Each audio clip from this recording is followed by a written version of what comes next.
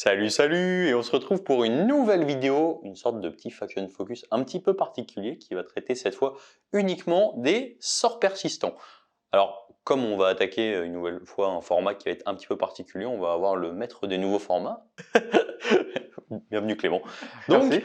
voilà, donc on va parler, comme je l'ai dit, uniquement des sorts persistants. On va commencer comme d'hab. Alors, le format va être un peu différent avec une partie fluff, comment ils sont arrivés dans l'univers des royaumes mortels, etc. Ensuite, on va attaquer, il y en a 18 actuellement, des sorts persistants génériques. On va pas traiter les sorts persistants de faction, on va uniquement traiter les sorts persistants génériques que chaque armée peut prendre et qui peuvent être lancés par chaque sorcier de l'intégralité des différents BT.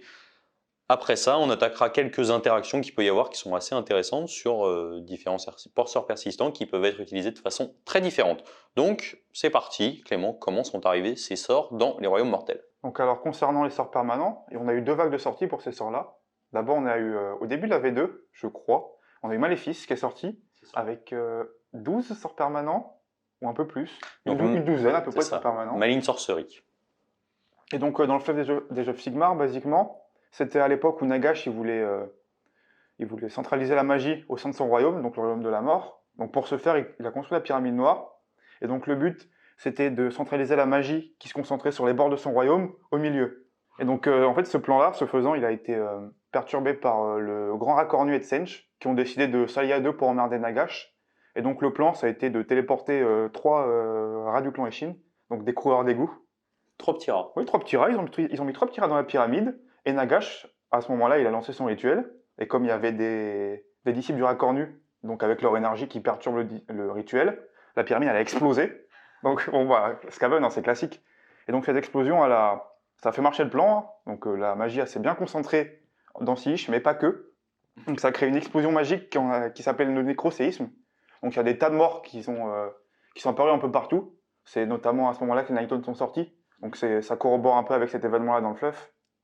Et ce qui s'est passé, c'est donc la magie, elle s'est vraiment amplifiée, et donc elle a pris forme avec ses sorts persistants. Donc chaque sort en fait est lié à la magie d'un royaume. Par exemple, on en a un là, c'est le royaume d'Ulgus, si je me trompe pas, c'est le Pendulum. Ça par exemple, c'est la magie incarnée de Siche. C'est le... comment il s'appelle? Le soleil violet. Le Purple Sun, le royaume de la mort. Puis le Bane Vortex, par contre, c'est juste une vieille figurine de battle, donc il n'y a pas de fluff autour. Donc voilà, c'était à peu près tout pour le fluff. Donc ça, c'est la première boîte, Maléfice. Et ensuite, on a eu une deuxième vague, donc milieu de V2, juste un peu avant les Ossiarques, donc pouvoir interdit.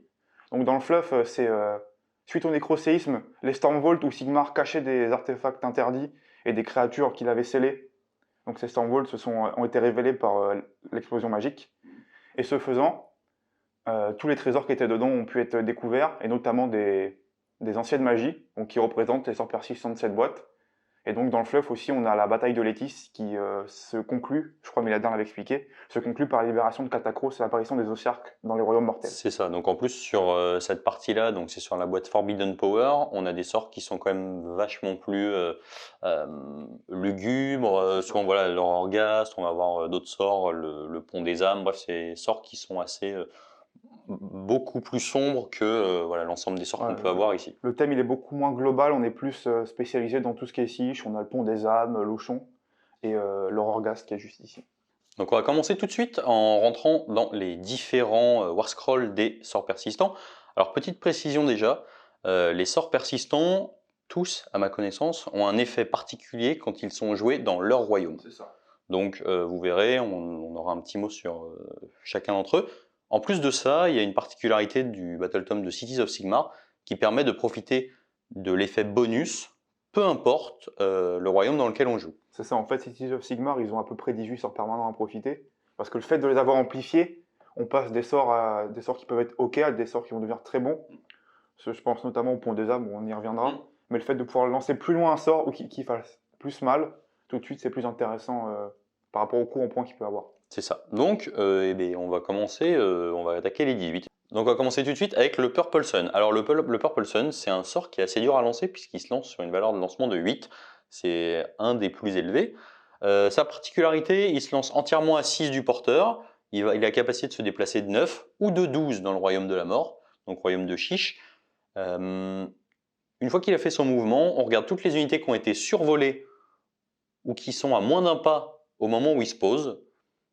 Et pour toutes ces unités, on va lancer un dé par figurine.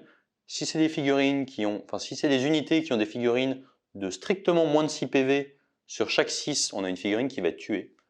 Si on est sur des unités qui ont plus de 6 PV, enfin 6 PV ou plus, on va lancer 2d6 par figurine, et ça va être autant de blessures mortelles qui vont être infligées à l'unité. Donc c'est un sort qui vaut 50 points, qui valait 100 points avant, qui est extrêmement intéressant. On reviendra un peu plus tard par la suite, couplé à d'autres sorts qui permettent d'augmenter sa portée pour ne pas se le prendre dans la tête. Parce que petite particularité, on n'en a pas parlé, les sorts persistants, on les lance et on les déplace au moment où on les lance, et ensuite on va les déplacer à l'intertour. Donc à l'intertour, les joueurs vont alternativement déplacer un sort qu'ils ont choisi, et ça ne compte pas dans les tours. Ça a son importance, particulièrement avec le Purple Sun par exemple, puisque ça nous permet de tuer Morathi ou de lui mettre 2d6 blessures mortelles, alors que Morathi ne peut prendre que 3 dégâts par tour, maximum. Donc voilà, donc c'est un sort d'anti-horde qui est extrêmement intéressant, par exemple pour tuer du nain, particulièrement les Fire Slayers, quand ils étaient 30, ça fait toujours plaisir. En plus de ça, il applique un malus de -1 à la bravoure pour les unités qui sont à 6 pouces de lui. Donc voilà, c'est un sort qui est très fort, qui met aussi la pression, moi j'aime beaucoup l'utiliser, qui met la pression sur les doubles tours. C'est ça. Après, tu dis que c'est un sort anti-horde, moi je suis pas forcément d'accord, je pense que c'est un sort anti tout court, dans le sens où, en fait, juste la menace qu'il représente quand il est chez l'adversaire, ça permet un peu, comme tu as dit, de temporiser un double tour. Est-ce que l'adversaire est prêt à prendre le risque de se prendre un 6 sur son héros et de mourir? Parce que, de prime abord, on se dit, bon, 6, jamais ça passe, plus le jour où vous prenez 12 mortels sur un creuset de la peste, vous réfléchissez à 2 fois. C'est ça. Alors c'est vrai qu'en plus, si je ne l'ai pas spécialement dit, mais beaucoup de héros à pied ont 5 PV. Donc ça veut tout simplement dire que si vous faites un 6, le héros est mort, tout simplement. Donc c'est vrai que ça fait réfléchir sur la prise du double tour, parce que c'est le joueur qui n'a pas pris le tour qui déplace le sort persistant en premier. Même les héros à 6 ou 7 PV, en fait, ils sont quasiment sûrs d'être morts sur 2 décis mortels. Donc c'est dangereux comme ça. Donc pour le prochain sort, on va parler des Ravnak Nashinjos, donc qui est un sort du Rhum de la Destruction. Donc sa grosse mâchoire, on l'a pas là parce que vous allez vite comprendre pourquoi on joue pas. Donc c'est un sort qui se lance à 8, comme le Purple Sun, qu'on va placer entièrement à 6 du sorcier qui a lancé le sort. Et suite à l'invocation de ce sort, on va le déplacer à 12. Et l'effet qu'il va avoir, c'est que toutes les unités survolées ou qui finissent à 1 vont subir des 3 mortels et vont réduire de 1 leur bravoure. C'est ça. Et si jamais d'aventure vous êtes dans Gur, vous déplacerez le sort de D6 supplémentaires, donc vous finissez à 12 plus D6 de mouvement. C'est ça, donc c'est un sort qui vaut 30 points. Bon, le problème c'est la valeur de lancement du 8 qui paraît complètement disproportionnée. Pour l'effet surtout, parce que 8 en fait, c'est le Purple Sun, quoi. Voilà, il y en a d'autres qui sont meilleurs et qui coûtent moins cher. Donc c'est un sort qui est rigolo, thématiquement, parce que pour un Iron Joe c'est marrant, mais c'est tout, c'est un sort qui est marrant. C'est une très belle figue, mais voilà, c'est pas très. En fait, le lancement est beaucoup trop dur pour que ça vaille le coup de le lancer, tout simplement. Ouais, vraiment, la figurine elle est très belle, elle est haute comme ça, je crois, un peu plus que le Purple Sun, donc c'est vraiment une figurine qui en impose, mais elle est jolie, mais une fois qu'elle se déplace, on n'a pas très peur. Donc on va passer tout de suite au troisième sort persistant qui est le Suffocating Gravetide. Alors Suffocating Gravetide, c'est un sort persistant qui est un obstacle, donc c'est un bloquant, il est quand même un petit peu plus imposant que la palissade.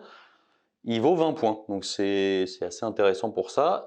Sa capacité, c'est que donc on le lance entièrement à 4, donc on va pouvoir le déplacer de 8. Si on est dans le royaume de la mort, on va pouvoir le déplacer de 12. Et toutes les unités qui vont être survolées avec ça vont avoir des 3 blessures mortelles, donc survolées ou qu'on termine à moins d'un pas, des 3 blessures mortelles et -1 à la bravoure. Pourquoi il est intéressant? C'est un des sorts persistants qui permet, enfin c'est un des sorts, même une des seules mécaniques du jeu qui permet à moindre coût de s'infliger des blessures mortelles. Je vois 2 cas dans lesquels c'est intéressant, ça peut être en Ossiarch avec Nagash quand on se met avec Nagash, ou avec un sorcier quand on se met la protection de Nagash, qui nous permet de nous téléporter si on a subi des dégâts après les résolutions de Feel No Pain, etc. Donc ça vous permet de téléporter votre Nagash en phase de héros, potentiellement pour qu'il lance le reste de ses sorts, et qu'il revienne en phase de mouvement. Autre cas qui peut être intéressant, ça peut être en Slaanesh, en Silas Coast par exemple. En Silas Coast, on va générer 2 fois plus de points de dépravation. Avec le Suffocating Gravetide, vous pouvez lancer un des 3 à votre déploiement par héros que vous allez survoler. Et donc en fait, ça va vous faire à chaque fois 2 des 3 points de dépravation par héros. Donc potentiellement 8 des 3 points de dépravation. Enfin, 2 fois 4 des 3 points de dépravation si vous avez 4 héros. Donc ça vous permet d'avoir une bonne base pour démarrer la partie. Donc voilà, c'est un sort persistant qui est assez intéressant. Comme on l'a dit, en plus c'est un obstacle. Et voilà, ça vous permet aussi de bloquer votre adversaire en termes de déplacement. Donc intéressant. Ouais, c'est une grosse figurine qui vous donne aussi donc, le couvert. Donc ça permet de se prendre quelques BM, de générer des points d'invocation en Slanesh, et quand même de pouvoir se prémunir d'une phase de tir adverse, avec un plus un sauvegarde qui est très intéressant. Après, si vous avez de la chance sur les BM, c'est à double tranchant si vos héros meurent, mais ça fait quand même des points d'invocation. C'est ça, vous allez le faire sur des héros qui sont pas forcément les plus importants ou qui peuvent prendre des dégâts. De base, les profils en général des Behemoths, c'est 0,3 dégâts, ils sont encore profil plein. Donc au pire, si vous prenez 3 blessures mortelles, c'est souvent pas encore dramatique, quoi. Bon, pour le prochain sort, on va parler d'un sort qui est redevenu un peu à la mode en ce moment, avec la prolifération de toutes les armées de tir. Donc c'est la palissade qui est là. Donc c'est un sort qui coûte 30 points, qui se lance à 5. Une fois qu'il est lancé, vous l'invoquez entièrement à 18 pas de votre sorcier. Et l'effet du sort, c'est d'abord le premier et le plus important des effets en ce moment, c'est de bloquer toutes les lignes de vue, comme une forêt sylvanette. Donc ça c'est le premier effet, c'est qui est très important dans le sort. Ouais, donc Sa capacité de pouvoir, avec un sort qui est facilement lançable, 5 c'est ridicule, hein, surtout avec les bonus de cast qu'on peut trouver un peu partout, de poser un héros, même un héros qui est immense, hein, même Archaon, vous pouvez le mettre derrière, personne ne pourrait lui tirer dessus.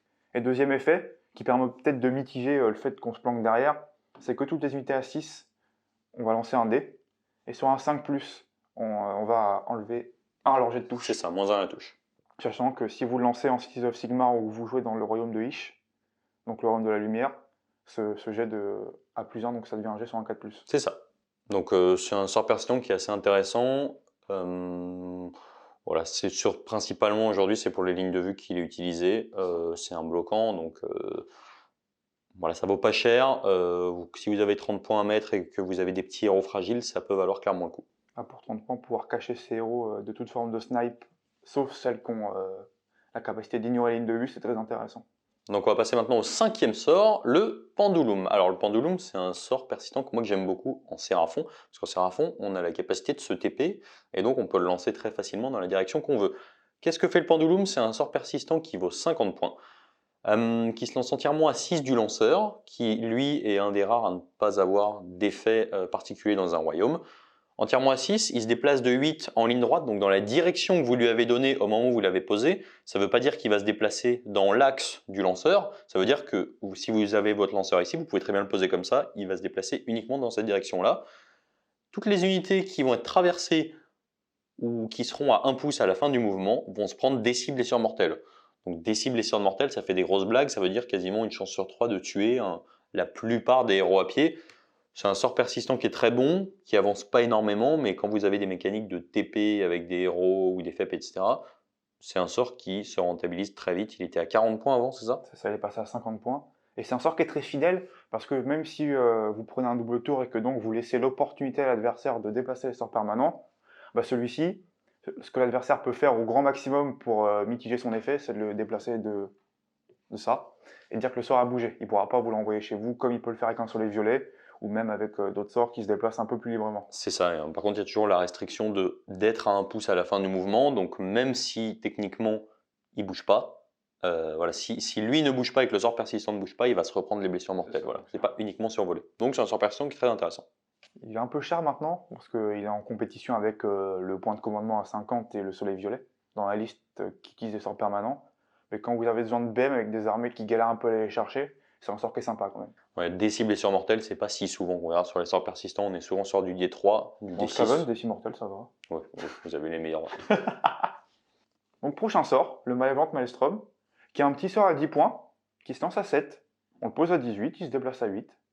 Et donc son effet, c'est un effet qui est un peu particulier, c'est qu'une fois qu'un sorcier lance un sort, que vous allez tenter de dissiper, admettons que vous ratez votre dissipation, si le Malévolante Maelstrom il est à 12 de sorcier, le sort permanent, que ce soit donc votre sorcier ou un sorcier adverse, hein, le sort permanent va tenter de dissiper le sort, donc 2d6. Ici, si jamais il arrive à dissiper, il va gagner 1 point d'énergie, et ensuite, pendant l'entre-deux tours, vous lancez un dé, et si cette valeur, donc ce d6 plus les points d'énergie accumulés font 7, le sort explose. 7 ou plus. 7 ou plus, oui. Le sort explose, et donc vous l'enlevez de la table, et ensuite toutes les unités à 3d6 pouces du Malévente Maelstrom subissent des 3 mortels. Voilà, c'est pas mauvais, ça vous permet de, voilà, si vous arrivez à le placer suffisamment loin, potentiellement de mettre des BM un petit peu partout, c'est 10 points, donc c'est pas non plus un gros investissement. Donc voilà, si vous avez des sorts en rab, ça peut valoir le coup. C'est un sort qui est un peu bizarre parce que finalement, en fait, vous le lancez avec un magicien, donc vous n'avez peut-être pas envie qu'il aille dissiper vos sorts plus tard dans la partie. Si jamais on pouvait le lancer avec des armées qui n'ont pas de magie, ça serait peut-être sympa. Par exemple, si Korn pouvait le poser sur la table, ça les ferait rigoler, je pense. Peut-être en Caradron, avec la bouteille du Kémis, ça peut être intéressant pour bloquer un peu plus les magiciens. Mais vu que la bouteille de sorts, il y a des sorts qui sont vachement mieux à faire. Je pense que c'est comme la mâchoire du royaume de la bête. C'est un sort qui est rigolo, mais qu'une fois qu'il est sur la table, il ne fait pas très très peur. C'est ça. Donc on va passer tout de suite au Burning Head. Donc le Burning Head, qui est lui aussi un sort qui est un petit sort sympa, qui coûte 30 points, qui se lance à 7. Une fois que vous l'avez lancé, vous le placez à 3 du caster. Il va se déplacer de 9, et il va donc infliger des 3 mortels aux unités survolées, ainsi qu'à celles qui sont à 1 à l'issue de ce mouvement. Il a un petit effet supplémentaire, c'est que toutes les unités entièrement à 9 vont lancer les touches de 1. Donc c'est un sort qui fait des dégâts, mais qui peut aussi buffer. Et si jamais vous jouez dans Akshi, ou si vous le lancez en 6 of Sigmar, à la place d'infliger des 3 mortels, il inflige des 3 plus 1, ce qui est tout de suite un peu plus fiable. Alors bien sûr, ce sort-là, bon, c'est comme le Malévent Maelstrom, c'est un sort qui est rigolo, mais que vous n'avez pas cherché, parce que déjà il se lance de trop près. 3 pouces entièrement du sorcier, c'est dangereux. Ouais.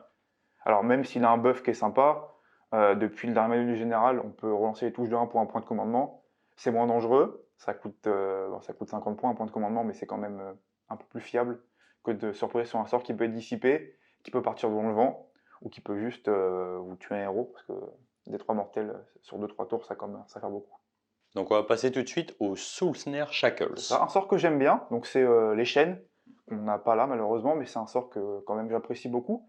Même si, bon, avant il coûtait 20 points, depuis le nouveau manuel général il coûte 40, c'est un coût qui est multiplié par 2, vu que généralement les sorts permanents, on va essayer de les chercher quand il reste 1970-1980 points. Il passe d'un sort qu'on joue quand on a de la place à un sort qu'on doit construire un peu plus la liste autour. Mais ça reste un sort qui est quand même bien, parce que déjà, premièrement, valeur de lancement de 5, c'est pas beaucoup. Et ensuite, il se lance d'assez loin. En fait, vous avez posé la première figurine, parce qu'il y a 3 figurines, il y a 3 chaînes.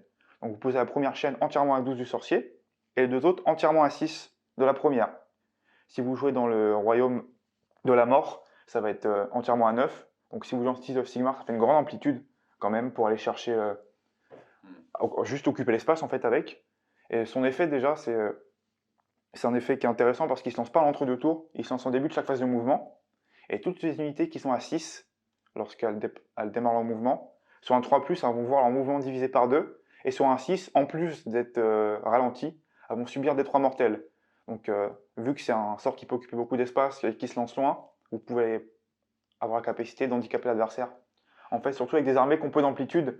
Donc pour des armées milieu de table, c'est-à-dire des armées qui ont peu de projection, par exemple les Skaven, qui une fois qu'ils sont au milieu de la table, pour aller derrière, c'est un peu compliqué.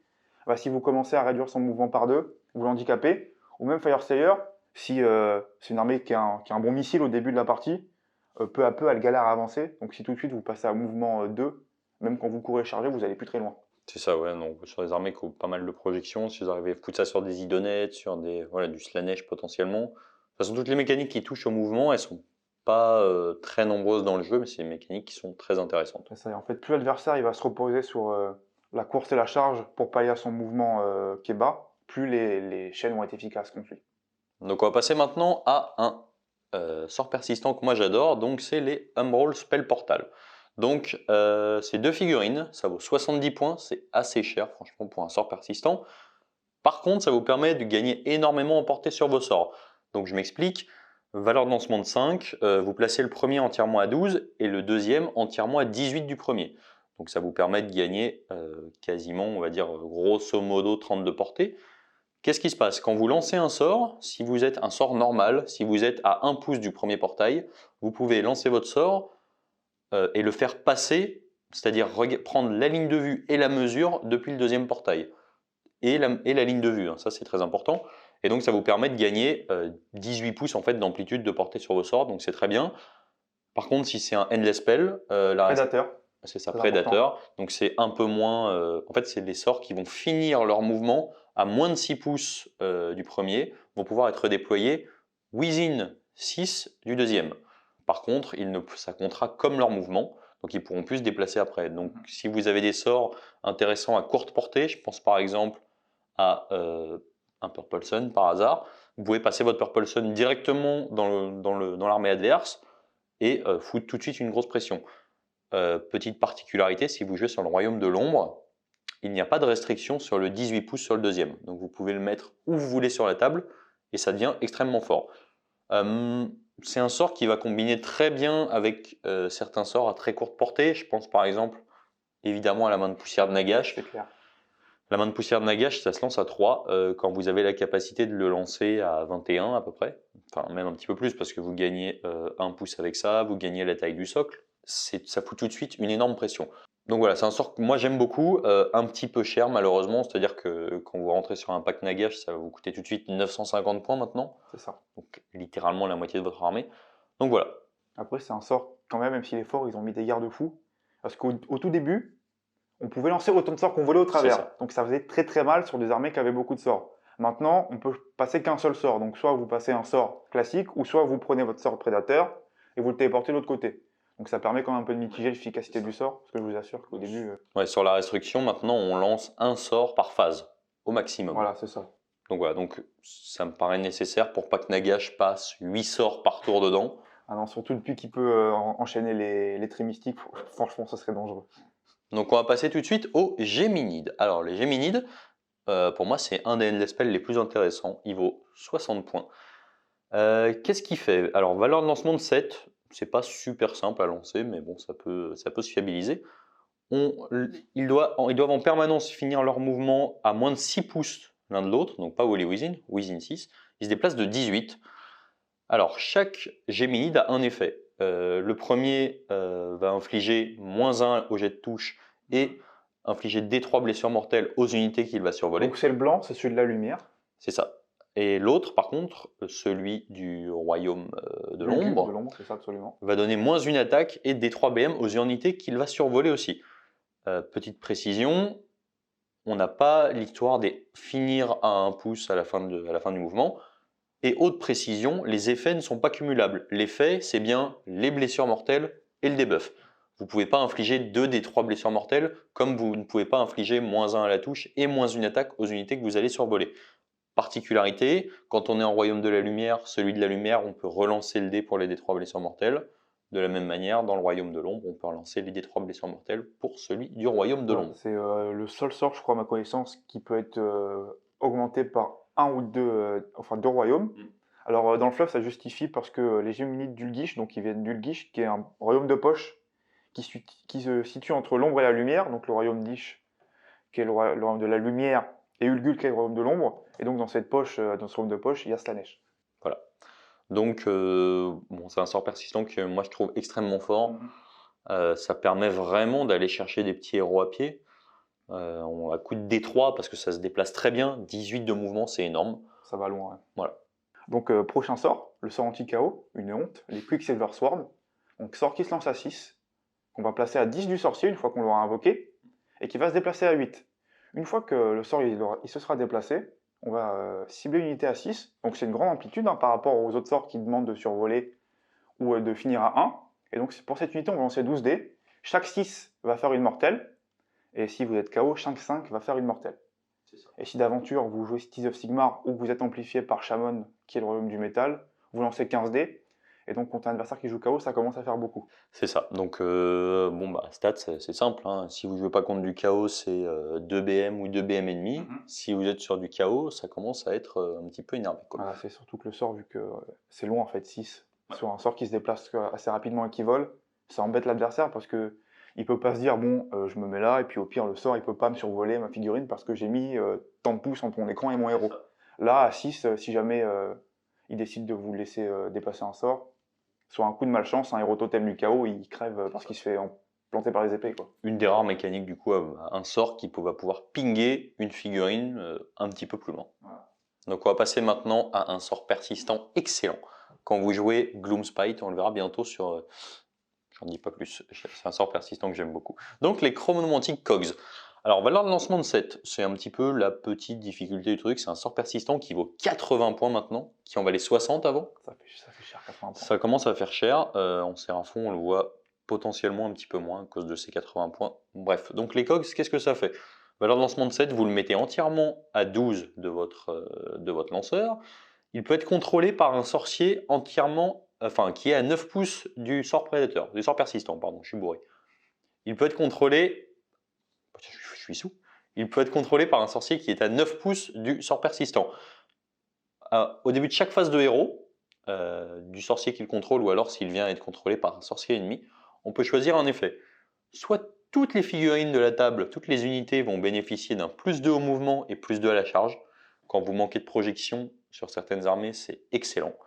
Sinon, vous avez la possibilité d'avoir un sort supplémentaire, donc en Séraphon, c'est particulièrement intéressant, et de relancer les jets de sauvegarde pour le sorcier qui contrôle les cogs. Donc, c'est un sort persistant qui est, voilà, moi j'aime beaucoup, je pense que tous les joueurs Séraphon l'apprécient. Le problème, c'est le 7. En Séraphon, aujourd'hui, on n'a pas forcément 1000 manières de fiabiliser les lancements, un petit peu, mais bon, voilà.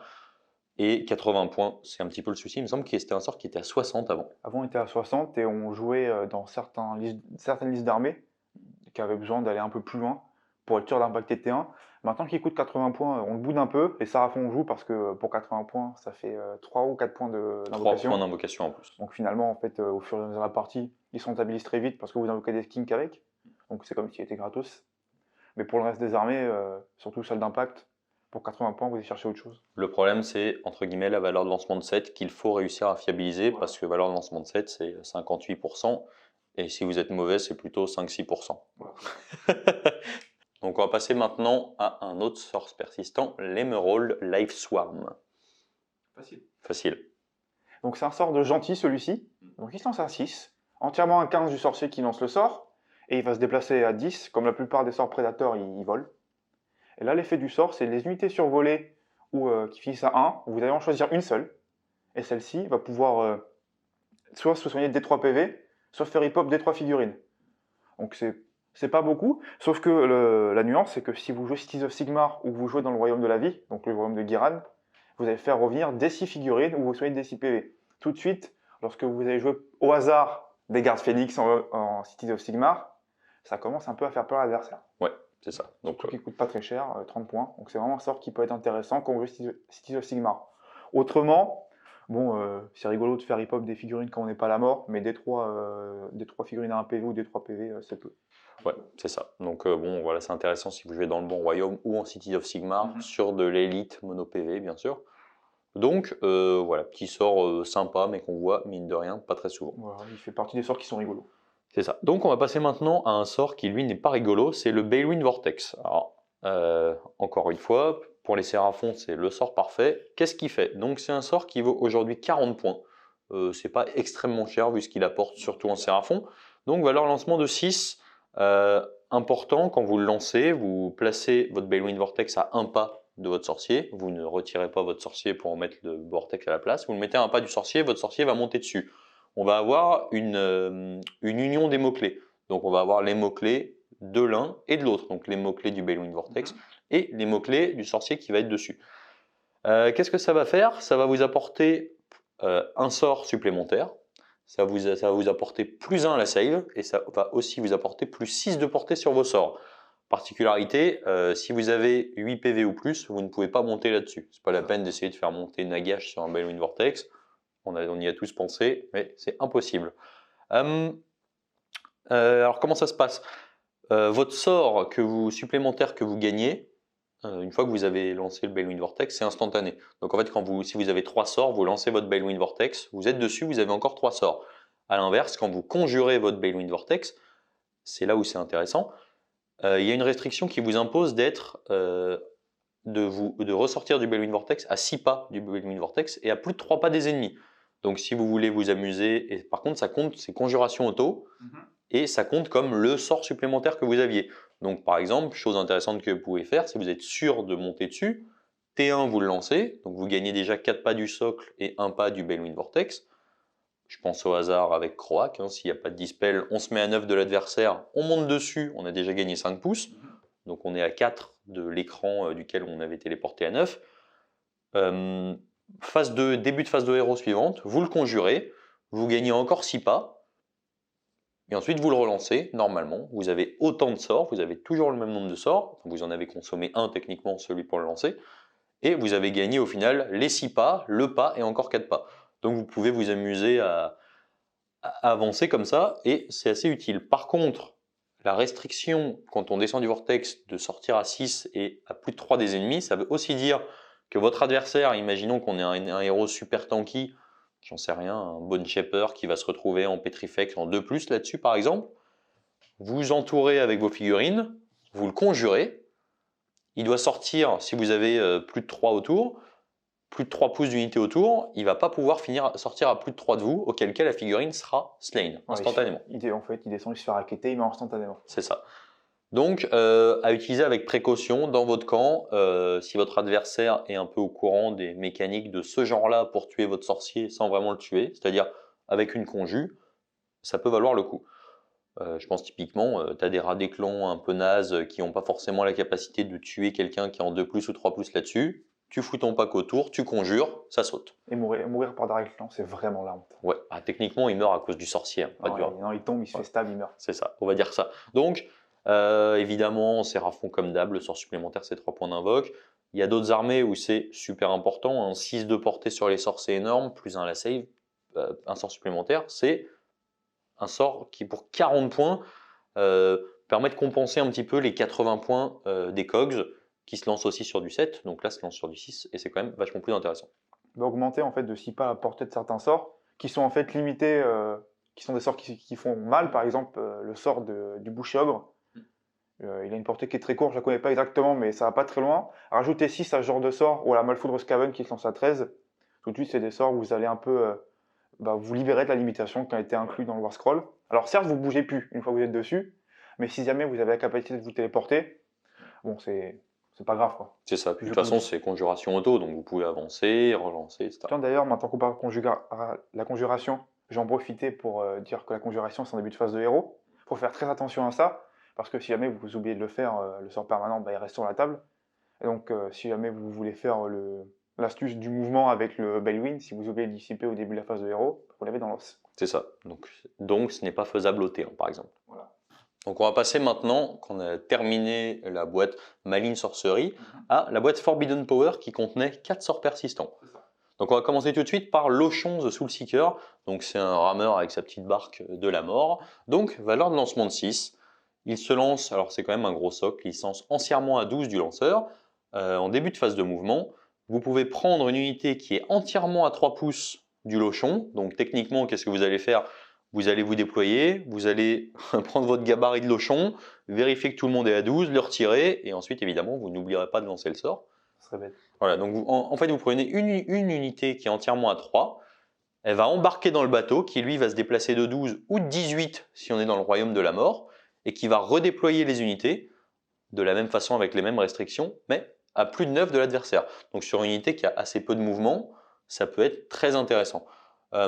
Évidemment, c'est un sort qui est plus intéressant quand on va embarquer des unités avec un socle de 25, parce que vous allez pouvoir embarquer de la masse. Il me semble que techniquement, il y a déjà eu des gabarits qui ont été faits pour embarquer des packs de 30, voire même de 40, je ne sais plus. Mais de toute façon, Lochon, on va chercher à embarquer de la horde, puisque Lochon demande une taxe lorsqu'on va emprunter son bateau, et donc à la fin du mouvement du bateau, vous allez devoir enlever une figurine.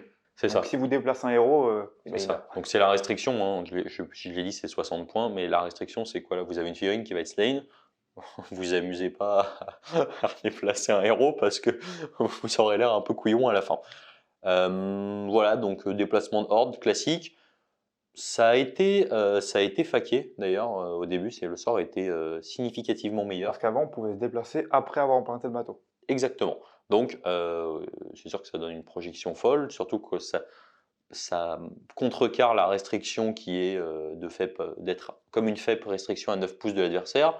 Donc là, en gros, vous arriviez contact avec un pack de 30 ou 40 moines. C'était la fête. C'était sympa. Voilà. Donc, pour le Lochon, bon, il a quand même pas mal morflé du nerf et il souffre un peu maintenant de la comparaison avec... Donc avec le pont des âmes, qui est un sort qui lui coûte 20 points de plus, donc ça le fait passer à 80 points, mais qui est beaucoup plus efficace surtout pour ces unités de tir. Je vais vous expliquer rapidement pourquoi. Donc d'abord, vous lancez le sort, donc valeur de lancement à 6. Une fois que c'est fait, vous allez poser la première figurine du pont entièrement à 6 du sorcier, et la deuxième entièrement à 12. Si vous êtes amplifié, vous allez la poser entièrement à 24, ce qui permet d'aller très loin. Et donc l'effet de ce sort, c'est que si vous êtes entièrement à 6 d'une des deux figurines du sort permanent au début de la phase de mouvement, vous pouvez téléporter autant d'unités que vous voulez qui remplissent ces conditions de l'autre côté du pont, entièrement à 6, à plus de 9 de l'ennemi. Et là, le seul point négatif que vous allez avoir, c'est d'avoir moins dans la bravoure tant que vous êtes à portée du sort. Donc techniquement, c'est assez cool parce que la grande différence avec le Lochon, c'est qu'on peut embarquer plusieurs unités, typiquement des Stormfiend avec leurs écrans. Et bien avec son héros aussi, surtout. Ouais, c'est ça. Ce qui permet d'être à portée et surtout, même pour des unités de tir qui ont besoin de ne pas bouger pour faire mal, par exemple les Iron Drake chez les nains, ça vous permet d'aller au milieu de la table, d'être à portée de tir et de bénéficier de tous vos bonus parce que vous n'avez pas bougé, vous êtes juste téléporté. C'est ça. Donc c'est un sort persistant que je pense on va commencer à avoir de plus en plus, qu'on voit déjà beaucoup en Cities of Sigmar, parce qu'on a des unités comme au hasard les gardes Phoenix qui sont pas forcément hyper mobiles. Par contre, quand on commence à passer des ponts à 24, même en défense, hein, ça vous permet de passer d'un objet à l'autre de chez vous, c'est extrêmement bon. Et pareil avec les unités de tir, particulièrement en Skaven, Stormfiend Hero, Stormfiend écran, Stormfiend Hero écran, tout le monde quoi. Pour ma part, en Skaven, je joue de plus en plus dans mes listes parce que ça permet d'être à portée de tir en fonction de ce que l'adversaire a fait, à soit à portée de tir des lance-gaz sur toute la table, ou à portée de tir aussi avec les ratlings si jamais vous commencez près de l'adversaire sur certains scénars. Tout de suite, en fait, vu qu'on vous laisse commencer souvent en Skaven, bah, vous allez pouvoir avoiner l'adversaire, là où avant vous ne pouvez pas le faire, mais avec des Jezile. C'est ça. Parce que déjà, il suffit de se mettre à 36,5 et ils font rien. C'est ça. Donc voilà, donc un sort qui est extrêmement intéressant. Donc on va passer maintenant à l'Aurore Gaz. Donc moi c'est un sort persistant que j'aime beaucoup, j'ai essayé de l'inclure dans les différentes listes Légion du Deuil puisqu'il est sorti avec Forbidden Power. Donc c'est un sort persistant qui vaut 60 points, valeur de lancement de 6, qui se lance entièrement à 12 du lanceur de sort et qui se déplace de 9 pouces. Quelle est sa capacité? Alors en royaume de l'Hadès évidemment, en chiche, il se déplace de 12 au lieu de se déplacer de 9. Sa particularité, qu'est-ce que c'est? C'est qu'il va appliquer des debuffs de bravoure. Donc pour les unités qui sont within 12, il va impliquer un -1 à la bravoure. Quand c'est les unités qui sont à 6, c'est -2 à la bravoure à la place. Donc -2 à la bravoure, quand on a un build basé sur la braverie bombe, ça fait tout de suite mal. Je m'explique, quand on est en Légion du Deuil, on a un trait de coup qui fait le -2 de bravoure. On a toute l'armée qui colle déjà de base -1 à la bravoure. Quand on a ça qui colle encore -2, un Purple Sun qui colle encore -1, et qu'on joue des tombes Banshee, donc tombe Banshee c'est 2d6 moins la bravoure, c'est autant de BM, ça veut dire concrètement que ce sort bien placé, c'est une BM, voire 2 PM de plus par Banshee. Donc, alors c'est très circonstanciel, puisqu'aujourd'hui il y a assez peu de builds qui se jouent exclusivement pour tomber la bravoure adverse. Mais voilà, en tout cas c'est une figurine qui est très jolie, c'est la tête de Nagash quand même. Donc voilà, sympathique. Rien forcément de plus à ajouter sur ce joli sort persistant. Non, c'est un sort qui a le mérite d'exister pour toutes les armées qui jouent autour de la bravoure. C'est ça. Moi, il me fait peur le sort parce que -2, en Skaven, j'ai peur. C'est ça, donc ouais, sur des builds de cornes ou des builds de Légion du Deuil très spécifiques, ça peut valoir le coup. Et puis, c'est des sorts qui font dire que sur des matchs, on va dire, fun, bah, on peut se dire, bon, pour ce sort-là, je vais jouer Grande Allégeance Death, parce qu'avoir des Banshees et des Crypt Flayer avec ça fait flipper parce que c'est de l'accumulation de mortels à cause de la bravoure finalement. C'est ça, ou en Hightone, ça peut être intéressant quand on joue en Shrieker Host par exemple. Shrieker Host qui permet d'interdire à l'adversaire d'utiliser ses points de commandement immune bravoure. Quand vous collez -2, ça fait tout de suite potentiellement 2 figurines qui s'en vont par pack que vous avez impacté en plus. Donc pour des builds spécifiques, c'est fort. Voilà. Et puis je pense qu'on peut passer au dernier, le 18e. Donc le dernier sort de la liste, les éclats de Valagar, qui est un sort qui se lance à 5. Donc c'est comme le pont des âmes, il est divisé en 2 parties. Donc il y a 2 figurines, vous lancez à 5 le sort, vous posez la première entièrement à 6 de votre sorcier, et la deuxième entièrement à 12 de la première figurine. Donc l'effet du sort, c'est le même séquencing que pour les chaînes, donc les Soultinar Shackles. Au début de la phase de mouvement, vous tracez un trait entre les 2 figurines. Toutes les unités qui sont traversées par ce trait imaginaire vont avoir le mouvement divisé par 2 et vont avoir -1 à la touche. Et si jamais vous jouez dans le royaume de la mort, le sort est amplifié et au lieu de poser la deuxième entièrement à 12, vous pouvez la poser entièrement à 24. Ça commence à faire des grandes lignes. Et c'est un sort aussi que c'est à la manière du pendulum, c'est un sort qui peut être fidèle parce qu'il va pas fonctionner, il va fonctionner indépendamment en tout cas du jet d'initiative parce que c'est au début du battle round que son effet va s'appliquer. Chaque joueur va lancer un dé Et celui qui gagne cette bataille de dés va choisir une des deux figurines et va replacer entièrement à 12 ou à 24 si vous êtes amplifié dans la première. Donc vous pouvez comme ça déplacer votre axe pour aller bloquer l'adversaire ou contrer son plan de jeu en tout cas. Très intéressant, hein. Donc déjà diviser le move par 2 et -1 à la touche, c'est très fort. Alors évidemment, quand on est sur du within 12, l'un de l'autre c'est compliqué. Franchement, c'est compliqué. Par contre, quand on commence à être en Skies of Sigmar, en 24 ou dans le Bon Royaume, bon, hormis le fait que les figurines soient magnifiques, c'est franchement ça peut valoir le coup, quoi. Et c'est surtout qu'il coûte le même point que son équivalent qui est les chaînes, mais pour un effet qui marche à tous les coups. Donc pour le peu que vous fassiez votre ligne correctement, ça va fonctionner à tous les coups, alors qu'avec les chaînes, sur un 3+, vous pouvez quand même avoir un craquage. C'est ça. Donc voilà, bah, écoutez, on a fait un petit topo sur l'ensemble des sorts persistants.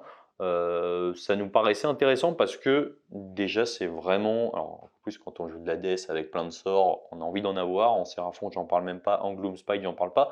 C'est vraiment un aspect du jeu qui a été apporté, on va dire, assez récemment. On commence à en avoir de plus en plus jouable. Games, alors pour le coup, c'est une gamme que, en points, Games met très souvent à jour parce que voilà, il y a vraiment des problèmes d'équilibrage sur ces sorts. Celui-là était à 100, assez peu de monde le prenait parce que 100 points, c'est quand même un énorme investissement, surtout à l'époque quand on pouvait prendre 2 PC pour le même coup. Maintenant 50, voilà, dès que vous avez des lanceurs de sorts qui fiabilisent tout ça, on va le prendre quasi auto.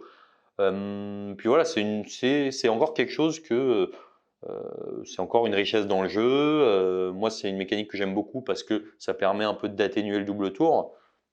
Votre adversaire sait que s'il prend le tour, bah, potentiellement il va s'exposer à, si vous jouez un nombre impair de sorts persistants, bah, vous allez en déplacer plus que lui, donc c'est cool.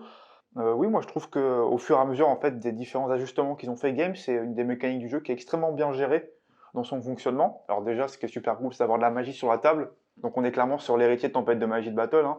Au lieu d'avoir des gabarits tout moches, maintenant on a des vraies figurines qui sont jolies.